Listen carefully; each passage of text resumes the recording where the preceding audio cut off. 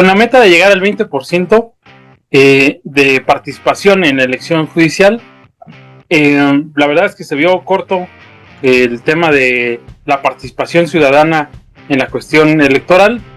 y aunque Morena salió a decir que había sido un triunfo, salió la presidenta Claudia Sheinbaum a decir que eran más de 10 millones de votos, en un toque un poco triunfalista del asunto, la verdad es que fue bajo el asunto, fue bajo para una participación de elección popular. El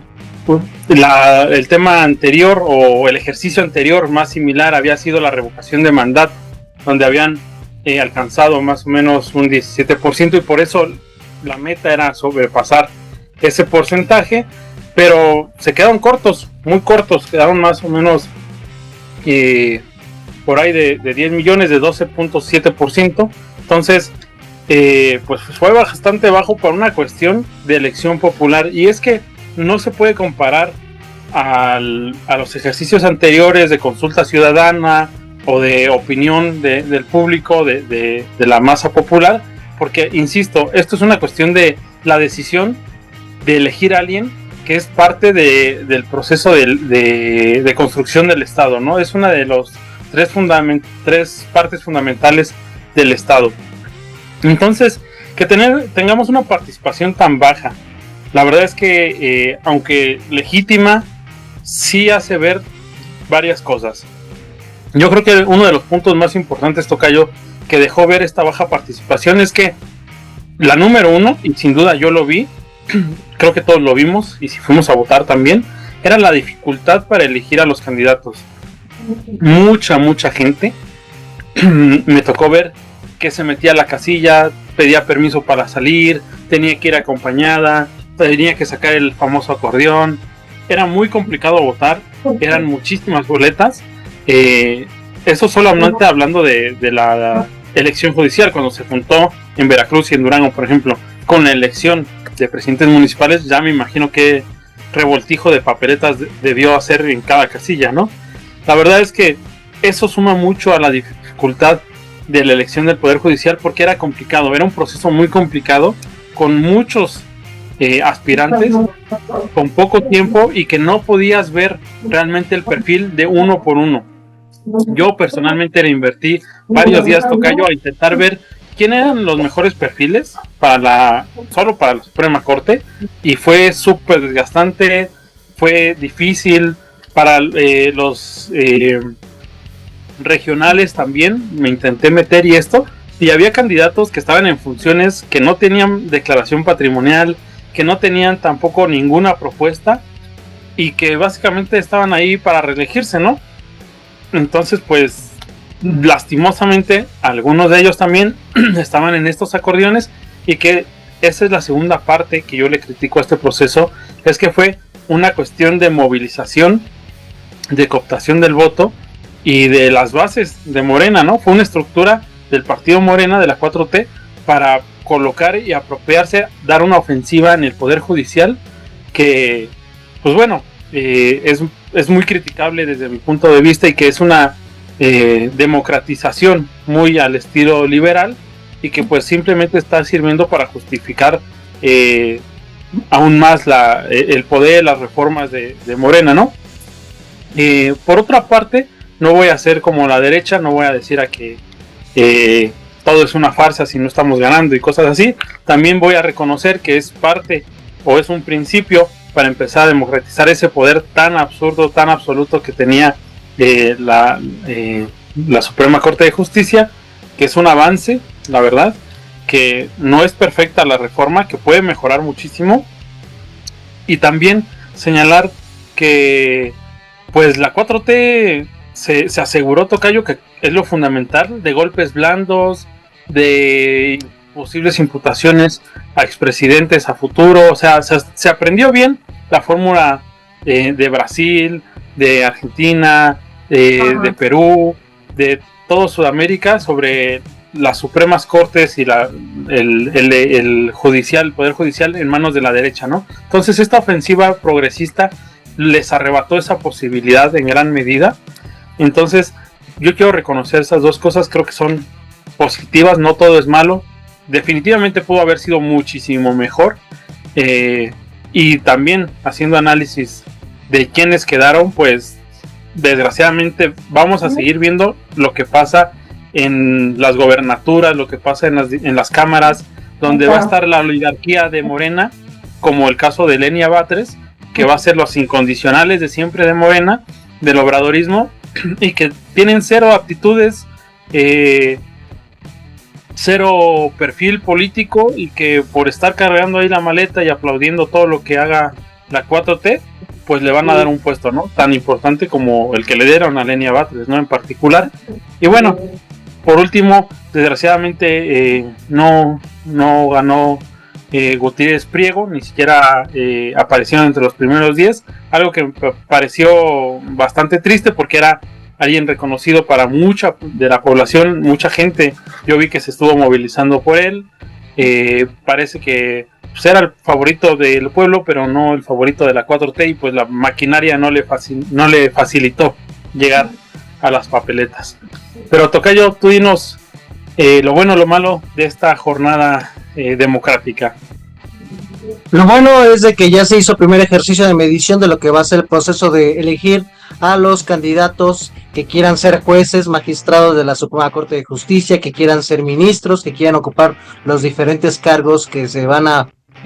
competir dentro del Poder Judicial. Y la realidad dentro de lo que es el análisis, creo que es un ejercicio interesante que a nivel internacional le va a llamar la atención a todos los países que tienen un sistema de elección democrático. Y lo malo creo que es lo más sobresaliente porque encuera cómo es la base electoral que actualmente tiene Morena, el gobierno federal y los gobernadores y presidentes municipales para movilizar voto. Evidentemente yo estoy consciente que hay una base de personas que son simpatizantes de la 4T, son simpatizantes del López Obradorismo, son simpatizantes de Claudia Sheinbaum,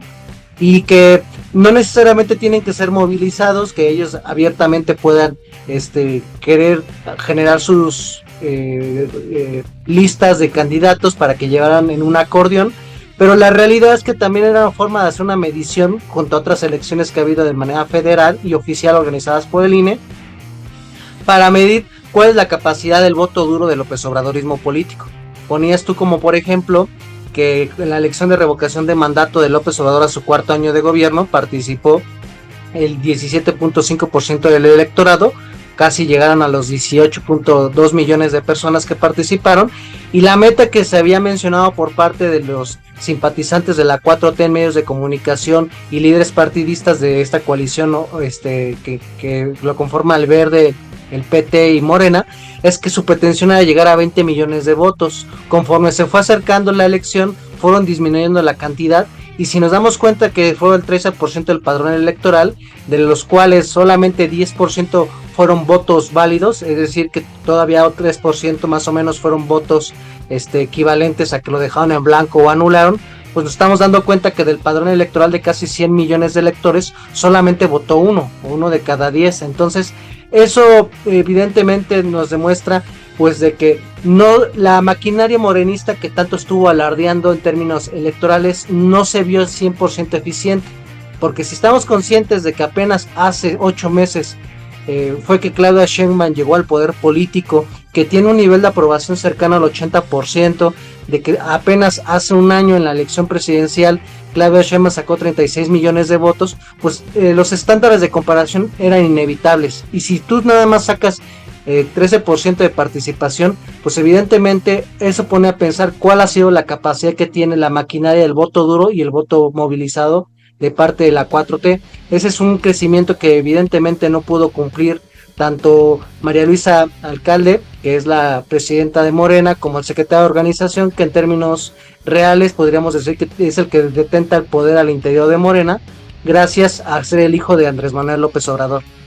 Eso evidentemente pone también en hincapié cuál ha sido la lógica del mexicano que quiere participar en elecciones, sobre todo analizar cuál fue el criterio que tomó de tiempo para participar, cuál fue el criterio de armar sus acordeones y sobre todo cuál fue el criterio para decidir no salir a votar, porque salieron diversas encuestas donde nos decían que la gran mayoría de los mexicanos, por lo menos un 60%, estaba de acuerdo con la reforma del Poder Judicial, no les gustaba cómo se componía el ejercicio del poder de este poder que formalmente detenta el Estado mexicano.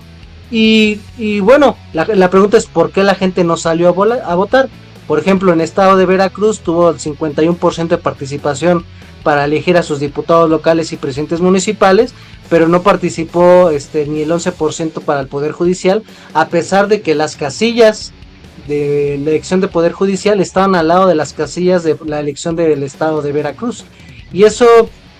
creo que debe ser un análisis para que para las siguientes elecciones del 2027, que se va a elegir la otra mitad del Poder Judicial, se le baje la dificultad para que la gente pueda elegir. Efectivamente, en algunos estados de la República tuvieron que tener 9 boletas y tuvieron que tener un margen de análisis muy amplio, y lamentablemente la gran mayoría de la población pues sí está interesada en las cuestiones electorales de su país, pero también hay que estar conscientes que tienen que trabajar, que tienen que atender a sus hijos, a su familia, que tienen obligaciones propias que hacer para el sustento de la persona o de su familia, y no pueden dedicar grandes cantidades de tiempo que tú y yo sí tuvimos que invertir para hacer un estudio de los candidatos, para saber qué candidatos no son convenientes para los intereses entre comillas, para nosotros los ciudadanos, para enterarse qué vas a elegir en cada región, qué tipo de juez se especializa para poder nosotros determinar qué queremos actuar. No siempre elegimos todos los mismos jueces. Por ejemplo, hubo regiones del país que eligieron áreas especializadas que no tuvimos oportunidad en los estados de la República. Entonces, este es un primer prototipo, como decía la presidenta Claudia Sheinbaum, de análisis, pero la realidad es de que creo yo que sí fue una derrota para María Luisa Luján y Andrés Manuel López Beltrán, el hijo de López Obrador, y Claudia Sheinbaum, porque ya tenían el parámetro de voto duro, de voto movilizado, y ahora no lo pudieron cumplir. Entonces, pues la otra explicación que yo podría decir, que la gran derrota fue de la oposición, porque la oposición, si hubiera participado en la movilización de sus bases electorales, quizá hubieran podido competir, ya que Claudia Sheinbaum se ufanaba en la mañanera de que los que votaron sacaron más votos que el PRI, y los que votaron en la elección judicial sacaron más votos que el PAN, que sacaron más votos que el Movimiento Ciudadano. Pero si esa gente hubiera tenido el interés de participar y ser movilizada, pues a lo mejor se hubieran metido algunos miembros del Poder Judicial, porque la realidad es que era una elección donde no iban a participar los partidos políticos, pero fueron los partidos políticos los que movilizaron a gran parte de la población, con el caso de la 4T, Morena, Verde y el Partido del Trabajo, y fueron otros partidos que decidieron no participar en términos formales. Pero también hay que decirlo que muchos gobernadores de oposición sí metieron jueces en lo local y negociaron con Claudia Sheinbaum que a cambio de darle las plazas federales, ellos se quedaran con las plazas locales con respecto a la elección de jueces y magistrados locales. Tocayo. Así es, va a pasar exactamente lo que pasa en todas las elecciones a nivel federal y local. Se van a empezar a repartir el poder y van a ser los partidos quien decide realmente cómo se maneja la administración de justicia, ¿no? Si realmente estuvieran interesados en democratizar más, que la gente participe más, que se meta de lleno en las elecciones y en los temas de política, pues finalmente lo que necesita la gente es tiempo, son recursos culturales, para que de verdad se pueda dedicar de lleno a la comunidad, a la política. Pero mientras sigamos con condiciones del trabajo a la casa y de regreso, va a ser muy difícil que la población en general tenga la oportunidad de meterse en la cuestión política. Finalmente, pues este ejercicio revela mucho sobre cómo es la real política en México, cómo es la movilización social del voto, y que pues va a perpetuarse por muchos años este sistema, mi tocayo, desgraciadamente. Pero como siempre, ustedes tienen la mejor opinión, háganos saber qué opinan en los comentarios, si ganó Morena, o si no ganó, o si legitima o no legitima a Morena. Compartan este video con quien más les agrade y nos vemos la próxima vez.